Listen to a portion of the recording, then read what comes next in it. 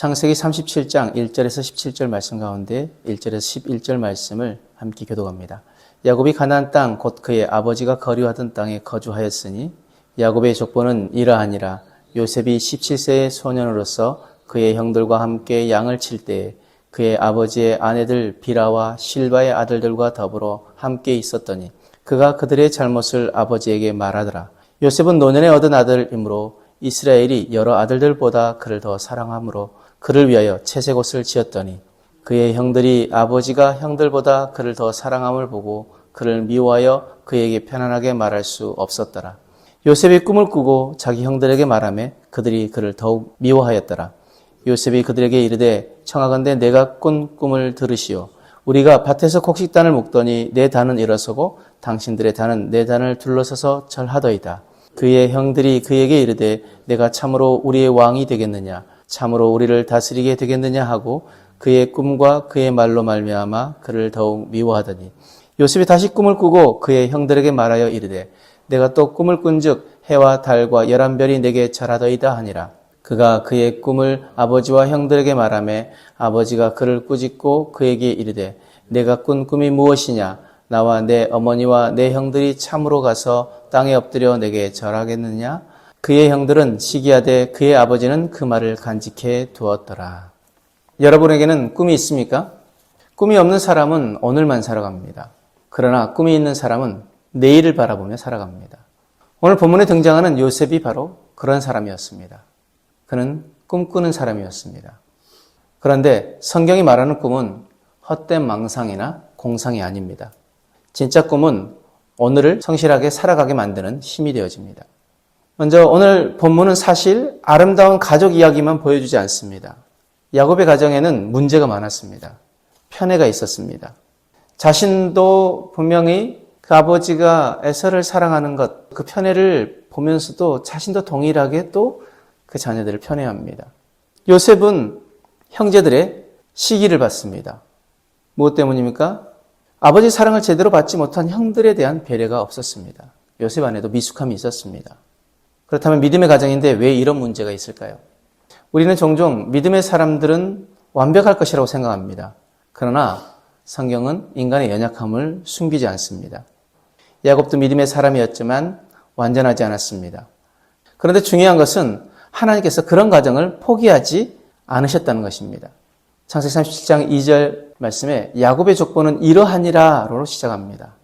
에서의 족보는 이름 중심으로 지나가지만 야곱의 족보는 아픈 이야기까지 기록합니다. 왜일까요? 하나님께서 그 가족 안에 희망을 보고 계셨기 때문입니다. 우리도 부족합니다. 우리 가정도 완벽하지 않습니다. 우리 교회도 완벽하지 않습니다. 그러나 하나님은 그런 우리를 포기하지 않으십니다. 믿음은 완벽해서 시작하는 것이 아닙니다. 부족하기 때문에 하나님을 붙드는 것입니다. 꿈도 마찬가지입니다. 완벽한 사람이 꿈꾸는 것 아닙니다. 연약하지만 하나님 안에서 변화될 내일을 바라보는 사람이 꿈꾸는 것입니다. 7절 말씀 보면은 요셉이 자신이 꾼 꿈을 형들에게 이야기합니다. 우리가 밭에서 곡식단을 묶더니 내 단은 일어서고 당신들의 단은 내 단을 둘러서서 절하더이다. 이 꿈은 단순한 성공의 꿈이 아닙니다. 하나님께서 요셉의 미래를 보여주신 것입니다. 요셉은 어려서부터 믿음의 이야기를 들으며 자랐을 것입니다. 할아버지 이삭에게 그리고 아버지 야곱에게서 하나님에 대한 이야기를 들었을 것입니다. 그 과정 속에서 그의 마음속에 하나님의 비전이 심어진 것입니다. 믿음은 단지 교회 다니는 것이 아닙니다. 믿음은 하나님 안에서 미래를 바라보는 것입니다. 천국을 꿈꾸는 것, 하나님 나라를 위해서 어떻게 살아야 할지 고민하는 것, 하나님의 사람으로 변화될 내 모습을 바라보는 것, 그것이 믿음입니다. 꿈이 없는 신앙은 쉽게 무너집니다.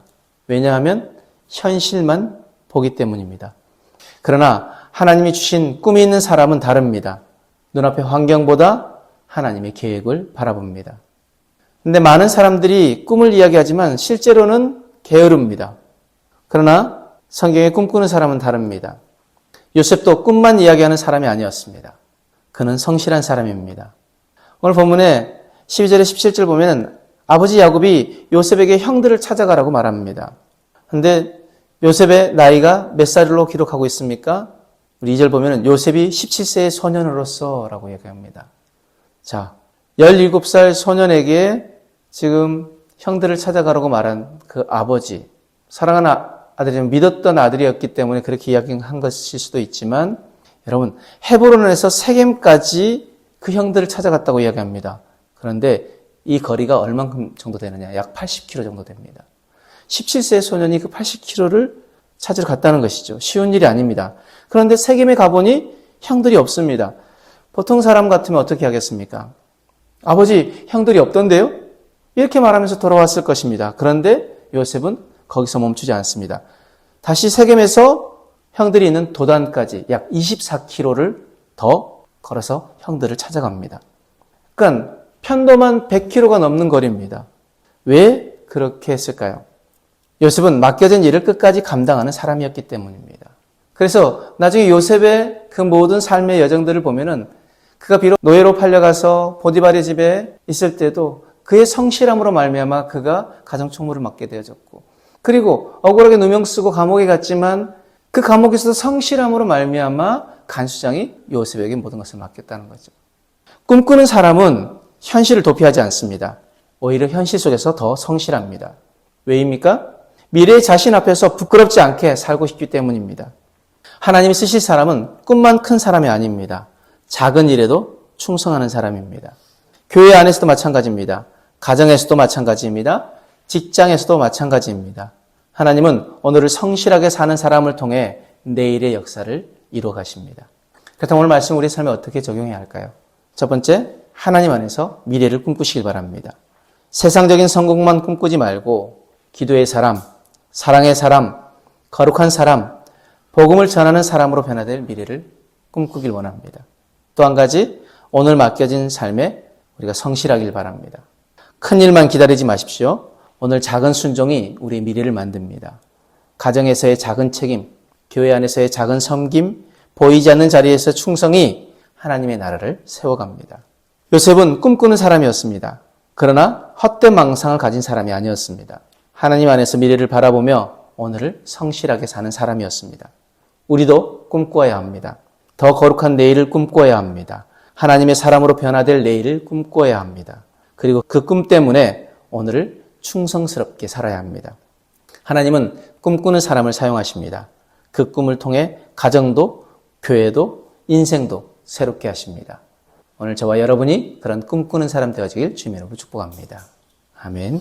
기도하겠습니다. 사랑의 하나님, 요셉처럼 하나님 안에서 꿈꾸는 사람 되어지게 하여 주옵소서. 헛된 욕심이 아니라 하나님의 뜻을 향한 꿈을 품게 하시고 그 꿈 때문에 오늘을 성실하게 살아가게 하여 주옵소서.